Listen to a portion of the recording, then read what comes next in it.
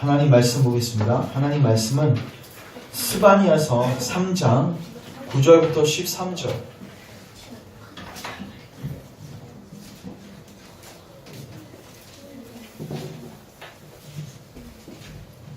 스바냐서 3장 9절부터 13절. 구약성경 1308페이지입니다. 1308페이지.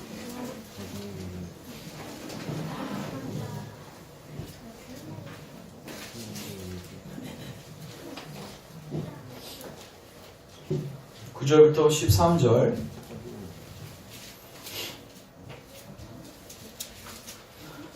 교독하겠습니다. 그때 내가 여러 백성의 입술을 깨끗하게 하여 그들이 다 여호와의 이름을 부르며 한 가지로 나를 섬기게 하리니 내게 거하는 백성들 곧 내가 흩은 자의 딸이 구스간 건너편에서부터 예물을 가지고 와서 내게 바칠지라. 그날에 내가 내게 범죄한 모든 행위로 말미암아 수치를 당하지 아니할 것은 그때 내가 내 가운데서 교만하여 자랑하는 자들을 제거하여 내가 나의 성산에서 다시는 교만하지 않게 할 것입니다. 용과하고 가난한 백성을 내 가운데 남겨두리니 그들이 여호와의 이름을 의탁하여 보호를 받을지라. 같이 읽습니다. 이스라엘의 남은 자는 악을 행하지 아니하며 거짓을 말하지 아니하며 입에 거짓된 혀가 없으며 먹고 누울지라도 그들을 두렵게 할 자가 없으리라. 아멘. 기도하겠습니다. 하나님, 오늘도 주의 백성들에게 주님께서 지정하신 이 말씀의 수단을 통하여 주의 놀라운 은혜를 베풀어 주시옵소서. 말씀을 묵상하고 읽고 또 들을 때 성령이 우리 심령 안에 나타나 주셔서 회개의 은혜, 믿음의 은혜 허락하시고 특별히 주님께서 하신 약속 안에서 안식하고 평강을 누릴 수 있는 은혜가 있게 하소서. 말씀에 집중할 수 있는 체력을 또 건강을 오늘 우리 모두에게 허락하소서. 예수님의 이름으로 기도합니다. 아멘.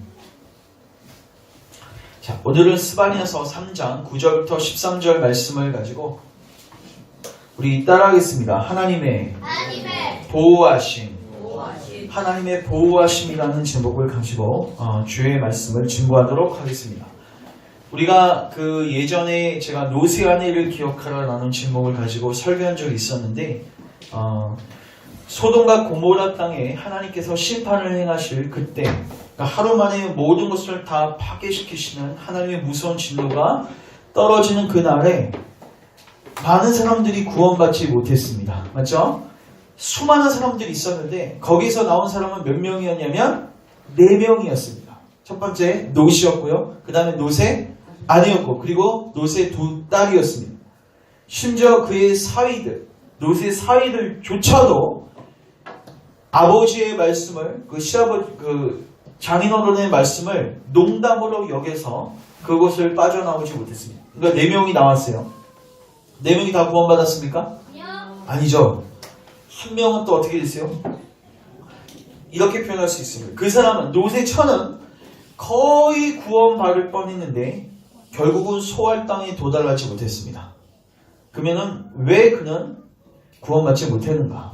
자, 여러분 롯은 잘나서 구원받았습니까? 아니죠. 여러분 롯은요 아브라함에 비하면요 정말 하나님 말씀을 사랑하지 않았던 그리고 배역했던 사람이에요. 그러니까 항상 자기 눈에 좋은 것을 쫓아왔던 사람입니다. 그래서 소돔과 고모라 땅을 선택했던 사람들 누구예요? 롯이었어요. 자, 근데 그런 롯은 구원받았고요. 근데 롯의 처는 어떻게 보면은 그는 언약 안에 있었습니다. 맞죠? 아브라함 안에 들어온 거예요. 그 가정 안에 들어온 거예요. 놀라운 언약적 축복이 그 안에 있었고 어떻게 보면 그 소돔과 고모라 땅을 나왔어요? 안 나왔어요? 나왔어요. 나왔습니다. 거의 구원받을 뻔했어요. 근데 마지막에 어떻게 됐습니까? 탈락됐습니다. 왜요? 모르죠. 누구는 구원받고 누구는 구원받지 못했어요. 롯은 구원받았고 롯의 아내는 구원받지 못했어요. 우리는 이 질문을 해야 됩니다. 왜 롯은 구원받고 롯의 아내는 구원받지 못했는가? 아르미니스 자들이 이렇게 이야기합니다. 그 둘 다 하나님을 믿는 신자들이었는데 롯은 끝까지 견디어 인내해서 구원받았고 롯의 처는 끝까지 견디지 못했다. 왜냐면 성경에 보면요. 따라서 끝까지 끝까지 견디는 자는 견디는 자를 구원을 얻으리라. 이 구원을 성경이 나와 있거든요. 그러니까 롯은 끝까지 견디었어요. 그 유혹을 견디었어요. 근데 롯의 처는 견디지 못해서 구원받지 못했다. 이렇게 이야기를 합니다. 맞습니까? 틀립니까? 틀려요. 왜 틀리죠? 뭐, 자, 제가 묻겠습니다. 롯의 처는 처음부터 하나님의 구원의 계획 속에 있었습니까? 없었습니까? 없어요. 없었습니다. 이걸 잘 기억하셔야 돼요. 롯의 처는 하나님께서 선택하시고 하나님께서 구원하시기로 계획하셨는데 하나님의 능력이 부족해서 혹은 롯의 처가 너무 완악해서 하나님이 그를 결국은 놓아줄 수밖에 없었다. 이렇게 해석하는 사람들은 잘못된 거예요. 우리는 어떻게 봐야 됩니까? 그 사람은 처음부터 하나님의 선택의 은혜가 없었던 것입니다. 그게 마지막에 베드로를 통해서 드러난 것뿐이에요. 우리는 이렇게 봐야 됩니다. 하나님께서는 선택하신 자들을 은혜의 수단으로 인도하시고 말씀 사역자를 붙여주셔서 반드시 뭐하게 하시죠? 회개와 믿음으로 나아가게 하시죠? 강력한 부르심 속에서 자신의 죄된 자리를 떠나고 그리스도를 붙드는 자리로 인도하십니다. 그리고 그 사람을 끝까지 인도해 가십니다. 중도 하차는 있을 수 있다 없다? 없다. 이걸 우리가 성도의 결의인 교리라고 합니다. 성경은 이거를 이야기할까 안 할까요? 해요. 이야기하죠. 자, 우리 빌립보서 1장 6절 잠깐 가보시면 이거는 외우셔도 돼요. 길지 않으니까 1장 6절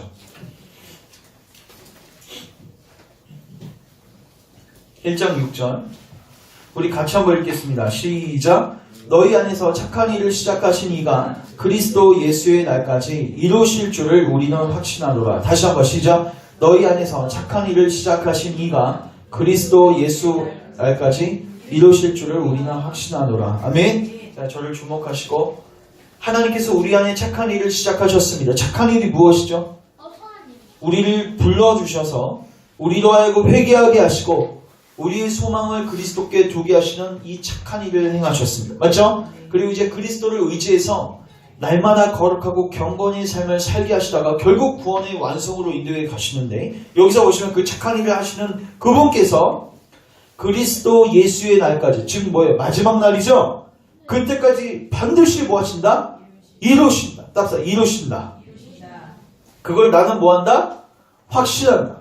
이거 뭐예요? 구원의 확신이죠. 우리 예전에 그 한 20, 30년 전에 그 교회 유행했던 게 있는데 꼭 모이면 뭐를 확인했냐면 여러분들 중에 구원의 확신이 있는 분들을 손 드세요. 이런 질문들을 목사님들이 많이 하셨습니다. 그래서 구원의 확신이 없으면 구원이 없다고 이제 단정하시고 구원을 가르치시든가. 근데 보통 보면요, 구원의 확신이 있는 사람 손 드세요 하면 한두 명이 손 들다가 그거 보고 다 외식에 빠져가지고 확신이 없음에도 불구하고 다 손 드는 거예요. 왜요? 자기만 없으면 부끄러우니까. 근데 지금 사도 바울은 지금 확신해야 안 해요?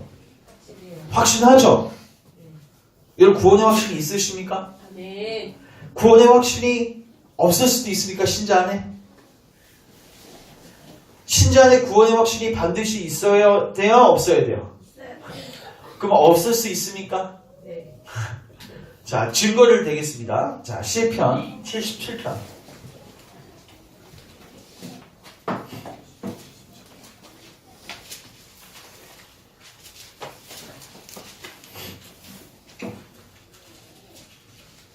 시편 77편 보면요, 아삽이라는 사람이 있는데 이 사람 찬양 사역자인데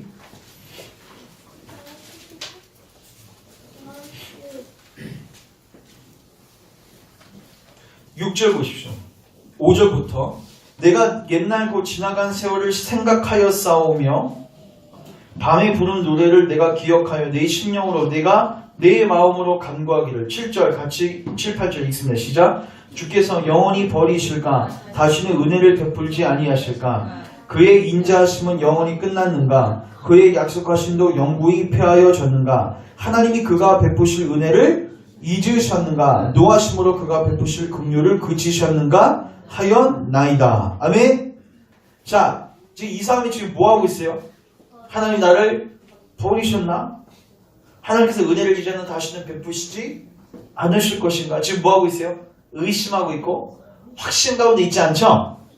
신자들 의심할 수 있어요? 없어요? 제가 묻겠습니다. 여러분 성령님이 여러분 안에 오셔서 놀라운 일을 행하시면 성령님이 여러분 떠날 수 있어요? 없어요? 없습니다. 맞죠? 성령님은 우리 안에 계시면요 영원토록 거기 안에서 우리를 인치시고 거기 안에 거주하십니다. 그 구원 완성해 가시는데 근데 실존적으로 이신동적으로 성령님이 우리에게서 떠난 것처럼 뭐 할 수 있냐면 느낄 수 있어요. 그래서 다윗도 어떻게 기도하죠? 시편 52편에서 주의 성령을 내게서 거두지 마소서. 왜요? 그 죄를 크게 지었죠. 간음죄를 짓고 살인죄를 지어서 하나님의 얼굴이 내게서 멀어진 것 같고 하나님이 나를 떠날 것 같은 그런 감각과 인식 속에 있는 거예요. 그래서 그는 주의 성령을 내게서 거두지 말아달라고 기도하고 있습니다. 그러니까 신자들도 불확신 속에 있을 수 있습니까? 없습니까? 있습니다. 물론 그거를 권장하는 건 아닙니다. 맞죠? 그러나 신자들도 뭐 할 수 있어요? 확신 가운데서 넘어질 수 있단 말이에요. 그래서 오늘은 이 견인이라는 이 교리 성경에 분명히 나와 있는데 우리 신자들이 이거를 어떻게 확신할 수 있으며 우리가 이 확신을 붙들기 위해서 어떠한 방법들을 수단들을 사용해야 되는가 이 부분들을 우리가 먼저 살피고자 합니다. 자, 오늘 굉장히 여러분들에게 실질적인 내용이 될 거라고 저는 생각되어집니다. 왜냐하면 구원의 확신은요 신자에게 주어진 놀라운 축복입니다. 여러분 정말 구원을 받았는데 일평생 내가 구원 받았는가 못 받았는가 이걸 고민하면서 사는 것은 굉장히 괴로운 일입니다. 맞죠? 자기에게 이미 선물이 딱 주어졌음에도 불구하고 이 선물이 내 것인가 아닌가 이거를 평생 고민하고 살다가 죽는 것. 또 나중에 선물은 받겠지만 그 사람은 그 선물의 일부인 구원의 확신을 누리지 못했기에 어떻게 보면 가장 불쌍한 사람입니다. 그래서 이 구원의 확신이 어떻게 우리에게 찾아오며 또 하나님께서 우리를 어떻게 견디어 인내하게 하시는지를 그 원리를 살펴보도록 하겠습니다. 자, 우리 오늘 본문을 잠깐 가보십시오. 제가 이걸 천천히 강론합니다. 오늘 본문 굉장히 중요한 본문인데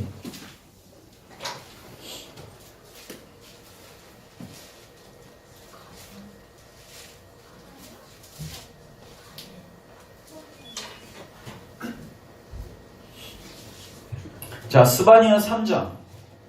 잠깐 저를 주목하세요. 스바냐 3장은 어떤 말씀이냐면요. 예루살렘에게 하나님이 베푸실 형벌과 보호를 이야기합니다. 두 가지가 나오는데 하나는 뭐예요? 형벌. 따뜻한 형벌. 하나는 보호. 오늘은 어떤 부분이에요? 보호예요. 지금 앞부분은요. 무서운 얘기가 나옵니다. 그들이 범죄하였기 때문에 하나님께서 형벌을 주실 것이다. 그게 8절. 8절만 읽고 우리 9절로 이제 넘어갈게요. 8절 같이 읽습니다. 시작. 나 여호와가 말하노라. 그러므로 내가 일어나 벌할 날까지 너희는 나를 기다리라.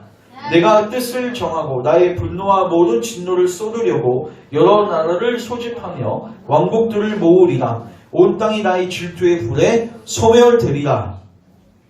자, 그러나 하나님은 형벌하는 가운데서 하나님의 백성들을 보호하시는데 여러분 쉽게 말해서 성도를 견인케 하시는데 견뎌 인내하게 하시는데 그 원리가 있어요.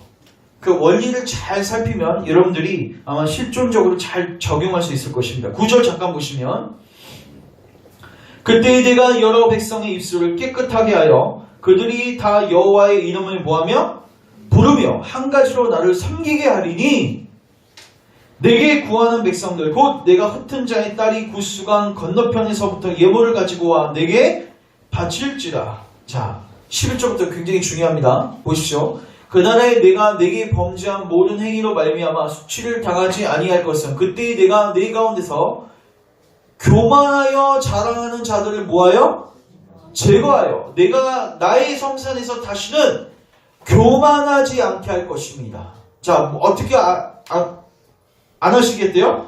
교만하지 않게 하시겠대요. 자, 그 다음 12절 같이 읽습니다. 시작. 내가 곤고하고 가난한 백성을 내 가운데 남겨두리니 그들이 여호와의 이름을 의탁하여 보호를 받을지라. 아멘. 자, 저를 잠깐 주목하십시오. 여러분, 하나님께서 우리를 견인하게 하시는 거, 그리고 하나님이 우리로 하여금 견인하게 하신다는 것은 하나님이 우리를 뭐 하신다는 거예요?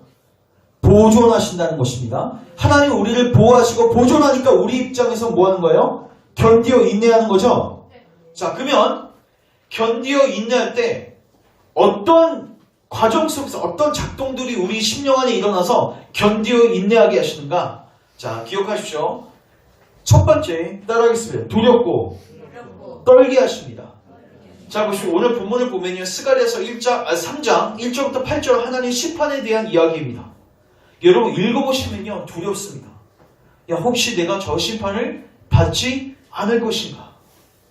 빌립보서 우리가 저번 본문도 2장 12절 13절도 두렵고 떨림으로 너희 구원을 뭐이라? 이루어라.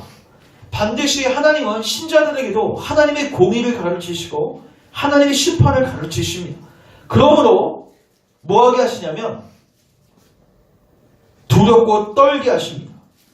심지어 자기의 구원에 대해서 의심하기도 하십니다. 허용하신다 그거. 자, 그런데 그렇게 됨으로써 발생되어지는 현상이 뭐냐면 내 안의 모든 교만이 어떻게 될까요? 부서지게 됩니다. 내 안의 모든 교만이 어떻게 돼요? 부서지게 돼요. 낮춰지게 돼요. 그리고 그 사람은 주님을 뭐하게 됩니까? 찾고 구하게 됩니다.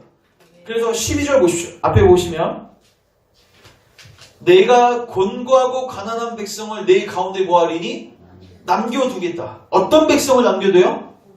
곤고하고 가난한 백성. 가난한 백성을 남겨두겠다. 교만을 제하고 가난한 백성을 남겨두겠다. 이게 뭐예요? 그들의 심령을 낮춰서 가난한 심령 상태로 만들어버리겠다는 거예요. 그러면 그 사람들은 반드시 여호와의 이름을 뭐하게 되냐면 보십시오. 의탁하여 뭐하는 거예요? 그리스도의 이름을 뭐합니까? 의지하게 되겠죠. 그리고 뭐를 받을지라? 보호를 받을지라.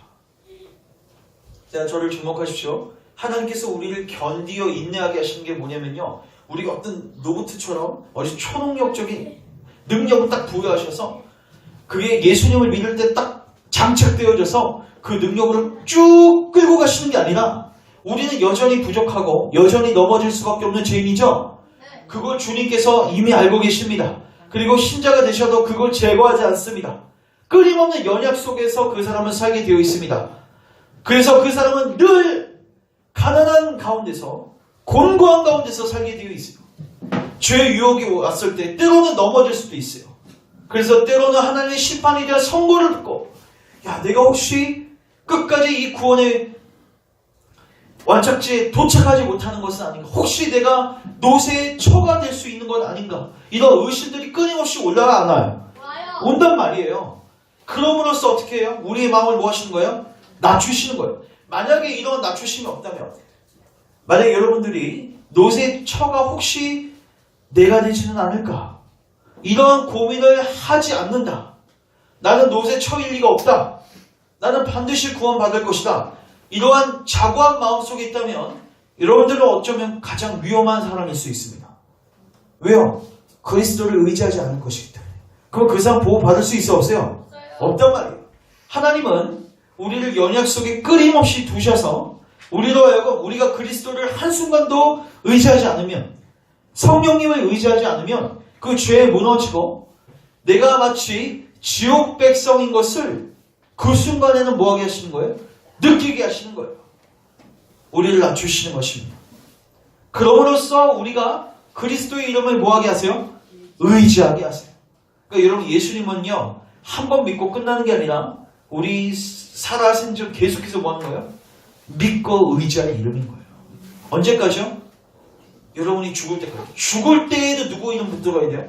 예수님 붙들어야 되고 살아생전에도 예수님 붙들어야 되고 처음 믿을 때도 예수님 붙들어야 되고 그러니까 계속해서 붙들게 하시기 위해서 하나님 뭐 하시는 거예요? 때로는 고난도 주시고 때로는 제 유혹에 넘어진 것도 허용하시는 거예요.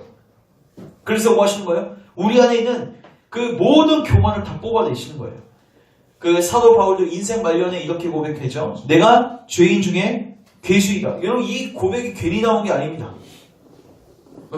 자기는 그 체험을 하지도 않았는데 어떤 심리적 체험을 받아서 바울이 얘기한 게 아니라 바울은 하나님의 말씀을 알고 있습니다. 그리고 그걸 지키려고 몸부림쳐봤어요.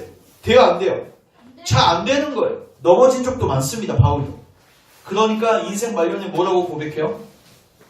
나는 공고한 자다. 오라 나는 뭐한 자다? 공고한 자다.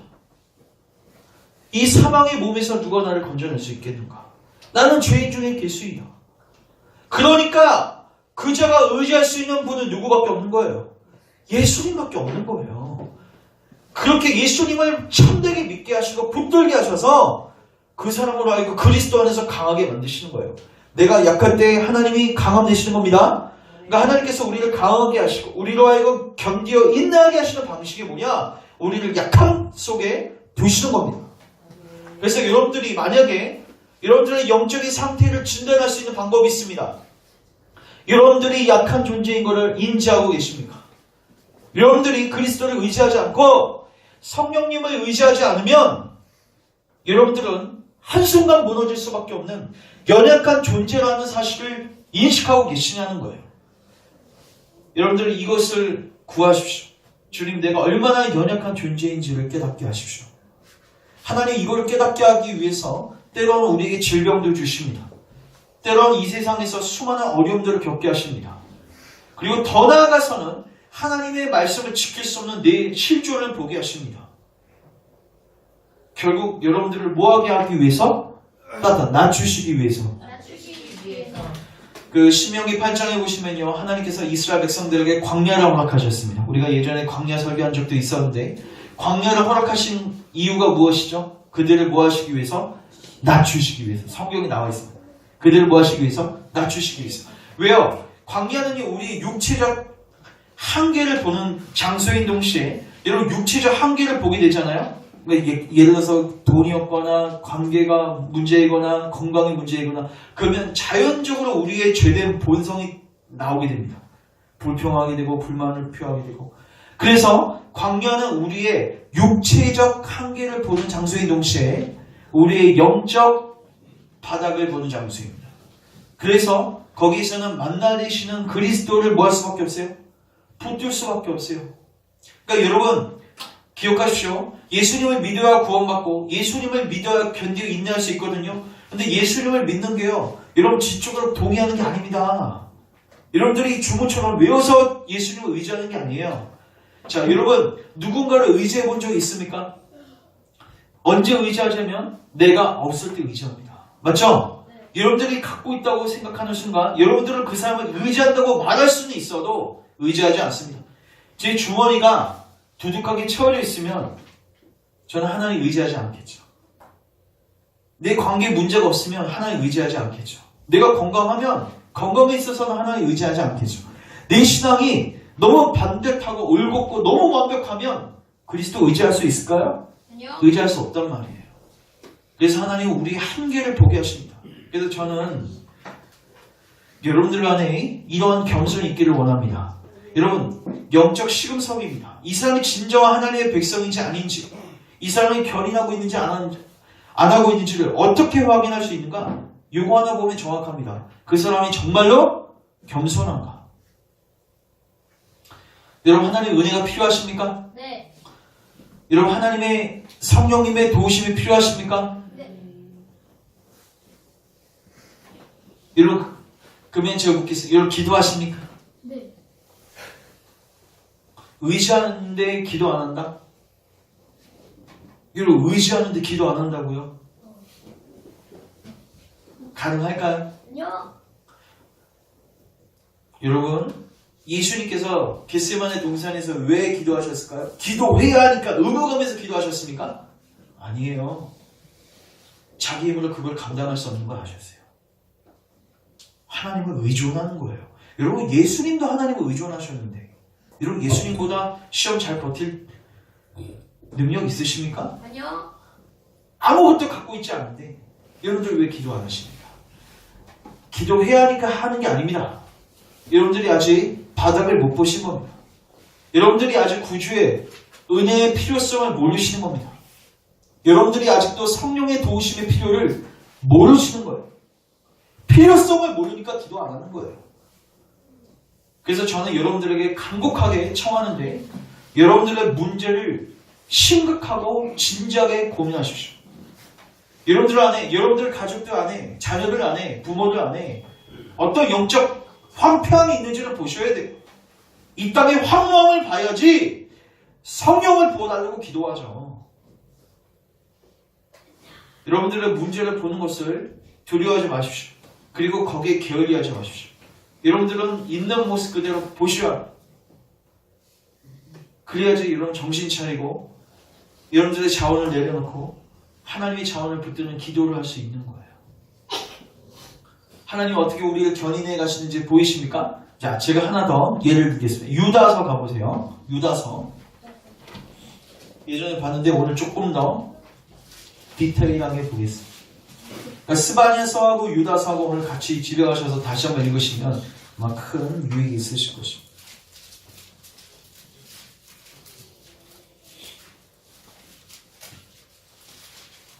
자, 유다서 1장 1절 같이 한번 읽겠습니다. 시작. 예수 그리스도의 종이요 야고보의 형제인 유다는 부르심을 받은 자 곧 하나님 아버지 안에서 사랑을 얻고 예수 그리스도를 위하여 지키심을 받은 자들에게 편지하노라.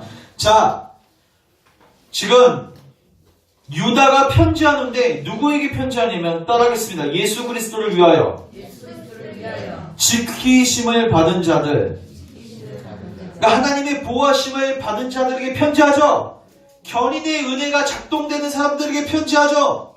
자, 그들에게 뭐라고 편지할까요? 3절 보십시오.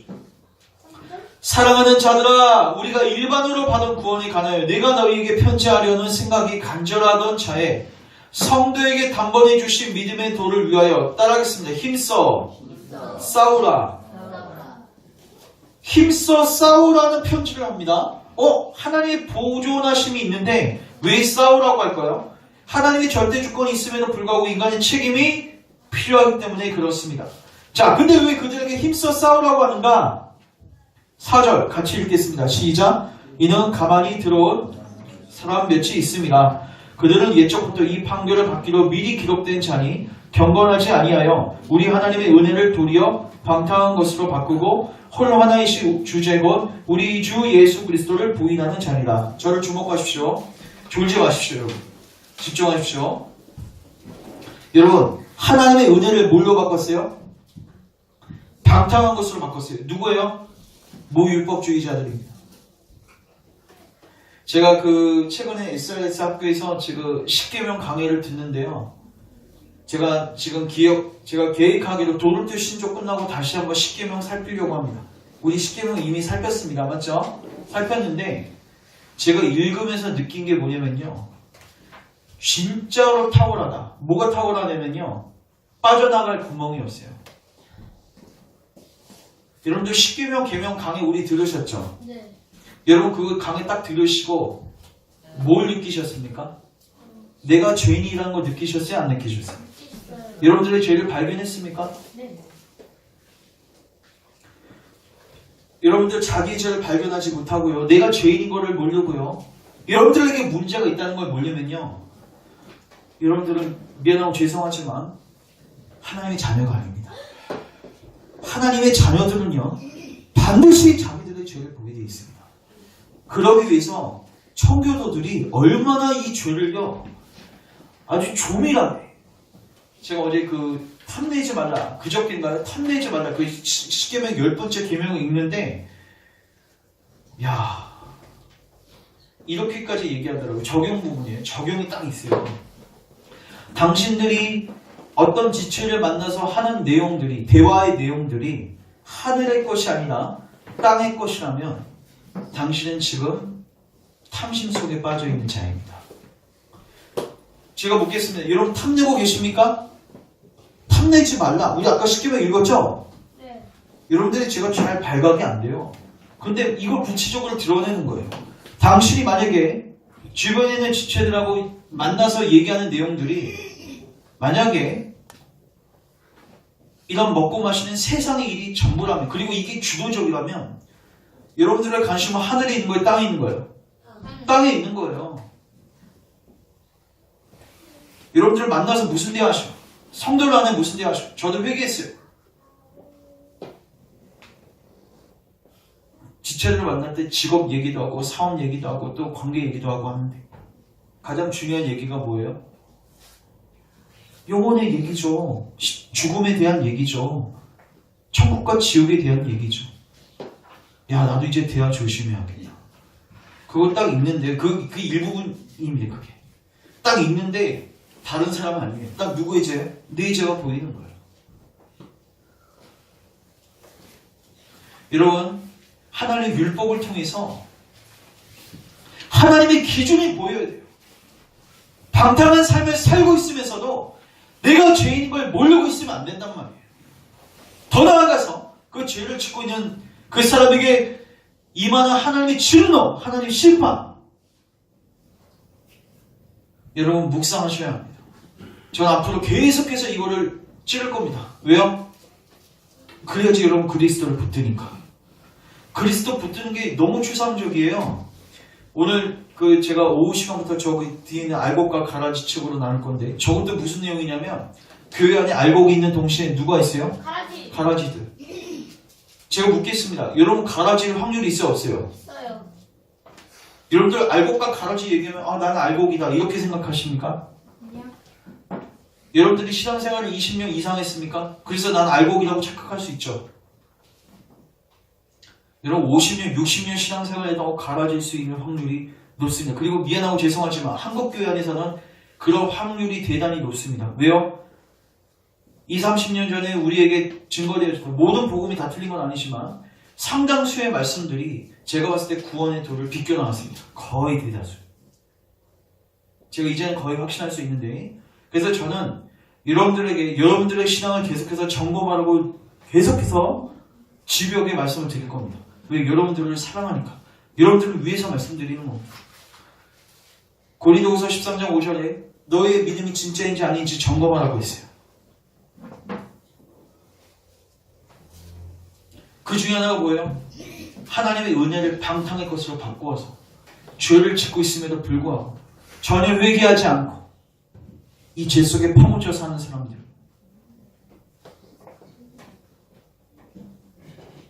그 사람들이 그리스도를 붙든다는 것은 지적 동의에 불과하고 이론적 동의에 불과한 겁니다. 구원받는 믿음이 아닙니다. 그래서 지금 보십시오. 유다서 다시 보십시오. 그리스도를 위하여 지키심을 받은 자들에게 무엇을 이야기합니까? 그들에게 죄를 지적하고 있어요.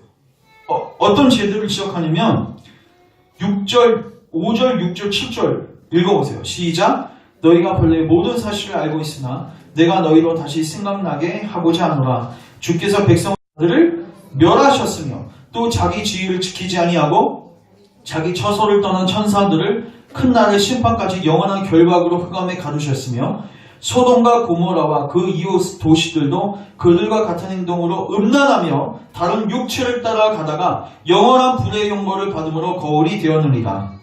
자, 따라갑시다. 영원한 불의 형벌을 받았다. 자, 저를 주목하십시오. 세 가지 예를 들고 있습니다. 하나는 광야에서 이스라엘 백성들을 진노하신 사건입니다. 1세대들이 거의 다 망했죠? 두 번째, 하나님을 대적했던 천사들이 어떻게 됐어요? 비참한 자리로 떨어졌죠? 루시퍼를 포함해서. 세 번째, 아까 이야기했던 소돔과 고모라 사건. 3명 빼고 전부 다 멸망당했습니다. 따라서 이런 일은 거울이다. 자, 그럼 제가 묻겠습니다.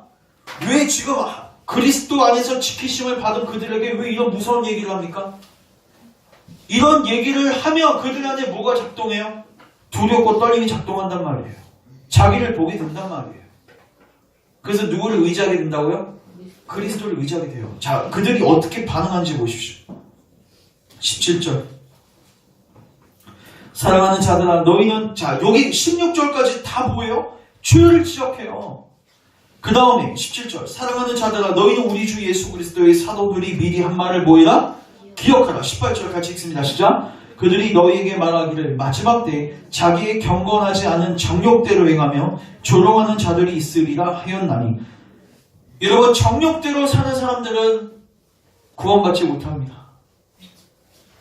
따라서 정욕대로 살면 구원받지 못합니다. 왜요? 그 사람은 예수님을 믿을 수가 없습니다.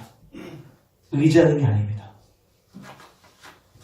19절 이 사람들은 분열을 일으키는 자며 육에 속한 자는 뭐가 없다? 성령이 없다. 그래서 20절 사랑하는 자들아 너희는 너희의 지극히 거룩한 믿음 위에 자신을 세우며 성령으로 기도하며 뭘 갖고 기도할까요? 주여 나를 도우셔서 이 죄에서 나를 보존하시고 이 죄와 싸워 승리하게 하시고 나를 영원한 길로 인도하소서. 다윗의 기도입니다. 기도할까 안 할까요? 아니에요. 기도하게 된단 말이에요. 왜요? 찾고 구할 수밖에 없어요. 지금 주님이 도와주시지 않으면 나는 끝까지 견디어 인내할 수 없는 존재라는 것을 알게 돼요. 21절 같이 읽습니다. 시작. 하나님의 사랑 안에서 자신을 지키며 영생에 이르도록 우리 주 예수 그리스도의 긍휼을 기다리라. 따라합시다. 영생에 이르도록 긍휼을 기다리라. 그러니까 네 힘으로 영생을 이루라는 게 아니라 이제 영생이 끝까지 여러분 가운데 안착될 수 있도록 하나님의 은혜, 그리스도의 긍휼을 뭐하는 거야? 구하고 기다리라는 거예요.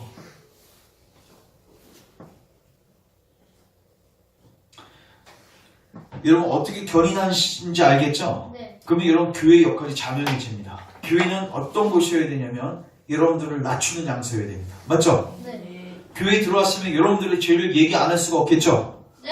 왜? 죄를 여러분 경험해 보셨을까요? 죄를 얘기하지 않고요 그냥 덮어두고 가잖아요. 그러면 여러분들의 마음은 점점 어떻게 되냐면 딱딱해집니다. 여러분들 그거를 조심하십시오. 그거를 두려워하십시오. 여러분들의 마음이 어떤 죄에 대해서 이제 반응하지도 않는 차가운 심령이 될까봐 조심하십시오. 제가 저번에도 말씀드렸듯이 사랑하는 가족들이나 지체들이 어떤 죄를 버젓이 짓고 있는데 그것으로 인해서 양심의 가책도 없이 아무 느낌도 없이 얘기를 하고 있다. 저 그거 볼 때부터 고통스럽습니다. 뭐 때문에 고통스럽냐면 저 사람이 지금 은혜 안에 있는 상태가 아닌 것 같아요. 저더러 두더가니 큰일 납니다. 그래서 교회는 어떤 장소여야 됩니까? 히브리서 3장에 근거하면 서로 죄를 이야기해야 돼요. 따라서 피차, 권면하라. 뭐를 권면하는 거예요? 어떻게 하면 사업 잘 될지, 어떻게 하면 자녀 교육 잘 시킬지 이런 거 권면하는 게 아니라 뭘 권면하는 거예요? 하나님 말씀을 갖고 권면. 당신 지금 이렇게 살고 있는 거 죄입니다.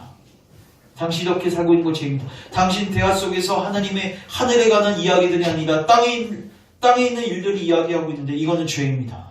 당신 지금 위험한 상태에 있습니다. 여러분 이걸 계속해서 뭐 하셔야 돼요? 하셔야 되고 여러분들이 말하셔야 되고 들으셔야 돼요. 그러면 들을 때 성령님께서 우리 심령은 어떻게 작동하실까요? 두렵고 떨림을 주시는 거예요. 우리를 낮추시는 거예요. 그리고 뭐하게 하세요? 기도하게 하세요. 아까 성령 안에서 뭐하게 하세요? 기도하게 하세요. 그리고 주님의 긍휼을 뭐하게 하세요? 기다리게 하세요. 그래서 그리스도를 붙들고 그 안에서 견인하게 되는 것입니다. 따라서 다른 무엇보다도 여러분의 마음을 지키십시오. 여러분의 마음을 지키십시오. 여러분들의 마음이 저는 딱딱해지지 않았으면 좋겠습니다. 네. 근데 중요한 건 하나님이 약속하셨죠? 네. 내가 마지막 날에 성령을 부어주어서 굳은 마음을 제하고 살같이 무슨 마음? 부드러운 마음을 주리라. 여러분들 죄에 대해서 민감하게 반응하고 죄를 지을 때마다 고통스러워하고 죄와 싸우는 마음 그리고 그 안에서 가난해지고 애통해지는 마음 의에 줄이고 목이 마른 마음 이 마음을 구하십시오. 그 마음이 여러분 안에 있기를 구하십시오. 그리고 가족들 안에 지체들 안에 이 마음이 풍성하게 임하도록 구하셔야 돼요. 그리고 구하실 뿐만 아니라 우리가 이제 하나님의 율법 앞에 어떻게 해야 돼요? 정직하게 그리고 진지하게 반응하셔야 돼요. 피해가지 마십시오. 저는 행위구원론자가 아닙니다. 제 포커스는 어디예요? 결론점은 어디예요? 그리스도예요. 그리스도. 알겠습니까? 여러분들이 뭐 열심히 행한다고 해서 구원받을 수 있는 게 아니라 제가 이 율법을 이야기하는 이유는 뭐냐면 여러분들이 낮아져야지 그리스도를 참된 믿음으로 붙들 수 있단 말이에요. 그리스도도 중요하지만 참된 믿음 또한 중요하단 말이에요. 우리 하이델베르크에서 배웠죠? 네. 중보자가 계십니다. 근데 중보자 때문에 모든 사람이 구원받습니까? 아닙니다. 어떻게 돼 있죠? 참된 믿음으로 붙든 사람만 구원받습니다. 그 참된 믿음을 위해서 반드시 율법의 정죄작용이 필요하고 여러분들을 낮추시는 성령의 유효한 사역이 필요합니다. 그리고 그 일을 위해서 수단이 필요한 거예요. 뭐예요? 율법입니다. 그래서 저는 여러분들이 이 하나님의 율법 앞에서 여러분들을 날마다 살피시기를 원합니다. 그리고 낮아지십시오. 그리고 낮아질 수 있도록 기도하십시오. 그러한 심령이 될 수 있도록 기도하십시오. 가족들을 놓고 무엇을 놓고 기도하십니까? 그 심령을 놓고 기도하십시오. 그리고 그 심령이 되면요, 그리스도 붙드는 게 뭔지를 선명하게 깨닫게 될 것입니다. 애매모호하지 않습니다. 내가 없어보면 거지가 돼보면 구걸이 뭔지 그냥 누가 가르쳐주지 않아도 여러분 동양하는 거 거지들이 배워서 나갑니까? 여러분 돈 없으면 구걸하는 거는요 자연스럽게 알게 되는 거예요. 야, 너 구걸할 때는 뭐 어떤 자세로 나가야 되면 어떻게 불쌍한 척을 해야 되면 이런 거 배우는 거 아니에요. 자리가 없어 보면요 가장 비굴한 자세로 나가게 돼 있어요. 엎드려서 나가게 돼 있단 말이에요. 무슨 구걸하는 방법을 가르칩니까? 마음은 지금 부유한데. 성령님께서 여러분들 가운데 은혜를 베푸셔서 어디에요? 마음에. 여러분들 안에 낮은 마음을 주시고 이 낮은 마음으로 주님을 찾고 구하는 가운데 주님의 그 십자가 은혜가 선명히 깨달아지고 그 은혜를 붙들고 끝까지 견인하는 은혜가 있기를 주님의 이름으로 축원합니다. 기도하겠습니다. 주님, 우리 사랑하는 모든 교우들에게 낮아짐의 은혜를 주시옵소서. 하나님의 율법의 작용들이 이들 심령 안에 있게 하셔서 우리가 얼마나 연약하고 우리가 얼마나 비참하고 우리가 얼마나 무능력한 존재인지를 깨닫게 하시고 이제 주님의 은혜를 겸손하게 의존하게 하소서. 주님을 찾고 구하게 하소서. 성령을 따라 기도하게 하소서. 주님의 긍휼을 기다리게 하소서. 그리고 이제는 우리가 율법 앞에 늘 정직하게 직면하고 서게 하소서. 그리고 피차간에 서로 만날 때에도 우리 죄를 온유함으로 지적하고 지체가 죄로 인하여 마음이 완고하게 되지 않도록 기도해주며 그런 가운데 모든 지체가 그리스도를 확고하게 붙드는 자리에 갈 수 있는 열방교회가 되게 축복하여 주시옵소서. 그래서 우리 모두가 끝까지 이 천성문까지 온전하게 이룰 수 있는 은혜가 있게 하소서. 예수님의 이름으로 기도합니다. 아멘.